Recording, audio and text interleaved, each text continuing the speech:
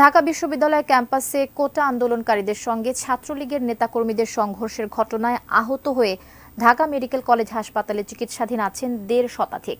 দুজন আছেন আইসিইউতে। সেখান থেকে বিস্তারিত জানাতে আমাদের সঙ্গে যুক্ত হচ্ছেন সহকর্মী আমিনুল ইসলাম। আমিনুল ইসলাম, এর বিষয়ে বিস্তারিত আপনার কাছ থেকে জানতে চাইব, এখনকার কি পরিস্থিতি আছে সেখানে?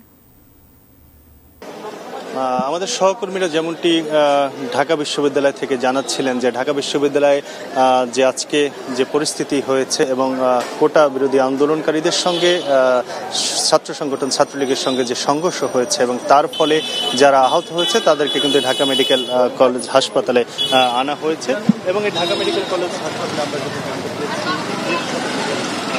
বেশি এখানে আহত অবস্থায় আনা হয়েছে এবং তাদেরকে এখানে চিকিৎসা দেওয়া হয়েছে।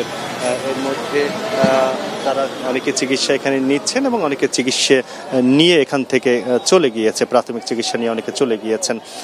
তার এই চিকিৎসা নিতে আসা নিয়েও কিন্তু আমরা দেখেছি যে দুপুরের পর থেকে এখানে বেশ উত্তেজনাকর পরিস্থিতি বিরাজ করছিল।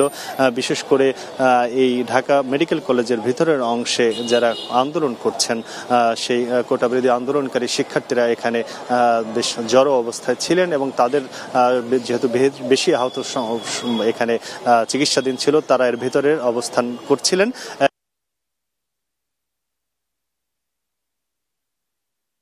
তারা সেখানে অবস্থান করছিলেন। এরপরে আমরা কিছুক্ষণ আগে দেখেছি যে ছাত্রলীগের একটি অংশ এখানে তারা একটি দলবল নিয়ে আসেন। এর ফলে কোটা বিরোধী যারা এখানে ছিলেন তারা অনেকটা পিছু হটেন।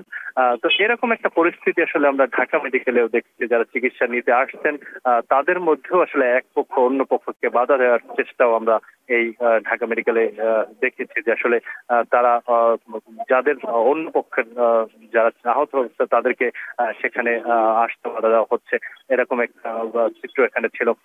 ভিতরে এতক্ষণ আসলে কোটা বিরোধী যারা তাদের শিক্ষার্থীর সংখ্যাই বেশি ছিল, তারপরে ছাত্রলীগের একটি বড় অংশ এখানে আসার পরে তারা অনেকটা পিছু হটেন।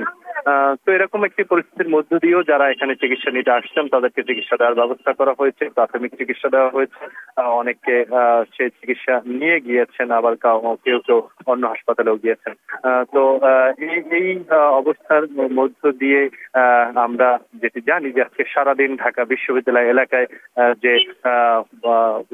একটি অপ্রীতিকর ঘটনা হয়েছে, ছাত্রদের মধ্যে সংঘর্ষ মধ্য